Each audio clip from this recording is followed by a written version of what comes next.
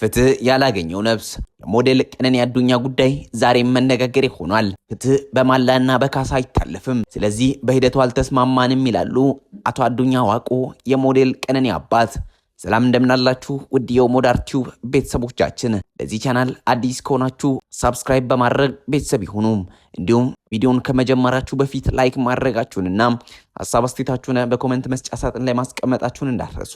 ባለፈው ዓመት መጋቢት 1 2017 ዓ.ም አዲስ አበባ በሚገኘው አርቲስት አንዱዓለም ጎሳ ጋር ይኖርበት ከነበረው መኖሪያ ቤት 5ኛ ፎቅ ወድቃ ሕይወቷ ማለፉ የተሰማው የሞዴል ቀነኒ አዱኛ ጉዳይ በባህላዊ የኦሮሞ አባገዳዎች ስርዓት በእርቅ ለመቋጨት የተደረገው ጥረት ባልተፈለገው ፍሬ መቋጨቱን አባገዳዎች አመልክቷል። የወጣቷን ጉዳይ ህልፈቷ ከተሰማበት ዕለት ጀምሮ በቅርበት ሲከታተልና በባህላዊ ስርዓት ፍትህ እንዲያገኝ ጥረት ስናደርግ ነበር። ባለፉት 3 ወራት ጉዳዩን በእርቅ ለመቋጨት የተደረገው ጥረት ሳይሰመር ቀርቷል።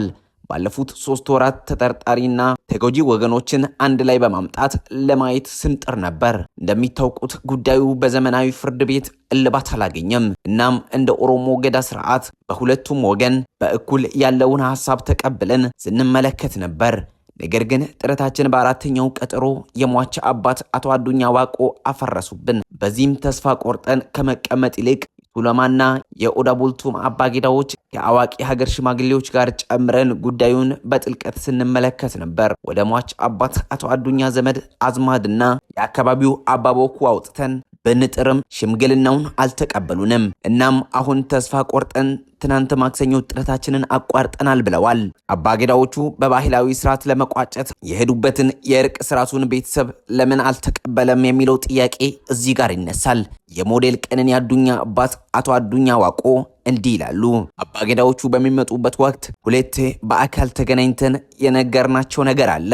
እነሱ የሚሉት ደም በእጃችን አለ ግን አልገደልኩም ነው። ማን ገደላት የሚለውና የገደለ ሳይታወቅ እንዴት ጉማ ወይንም ካሳ እንበላለን ብለን እንደ ቤተሰብ ጥያቄ አስቀምጠናል። በህግ ሂደቱም ተሸፋፍኗል። ፍትህ በማላና በካሳ አይታለፍም። ስለዚህ በሂደቱ አልተስማማንም። አጣሩና መሐላን ወደ መጨረሻ ነው የምናደርገው ብለናል። መጣራት ያለበት ማስረጃ ተጣርቶ የአእምሮ ነጻነት የሚሰጠን እውነት እንፈልጋለን ብለዋል። የሟች እውነት እንዲወጣ የጠየቅነው እኛው ነን የሚሉ አባገዳዎች ደግሞ በዚህ ሁለቱም ወገኖች ፈቃደኛ ሆነውልን ነበር። ነገር ግን እውነታው ከጫፍ ሲደርስ አቶ አዱኛ ጥረታችንን አፈረሱብን። ስርዓቱ ለፊት የሚያደርገውን ሂደት ለምን እንደተጠራጠሩ አላወቅንም። ኤገሌ ነው የገደለው የሚለው ሂደት የሚወጣ እንጂ አሁን አይወጣም። ለፊት ይሆን ዘንድ እውነቱ ተገኝቷል።